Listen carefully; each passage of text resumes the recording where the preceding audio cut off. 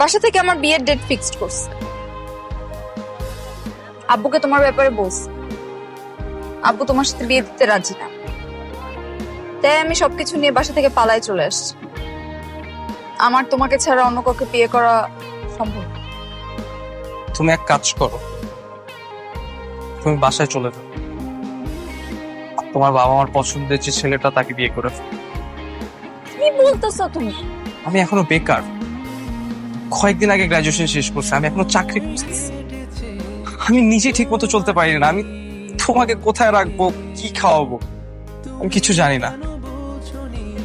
আমার পক্ষে কোনোভাবে সম্ভব না এখন বিয়ে করা। Do something together. না, সবকিছু আবেগ দেওয়া হয় না, বাস্তবতা অনেক কঠিন। তুমি জানো না অভাব কি। তুমি এগুলো আমাকে কিভাবে বলতেছো? You know how much I love you.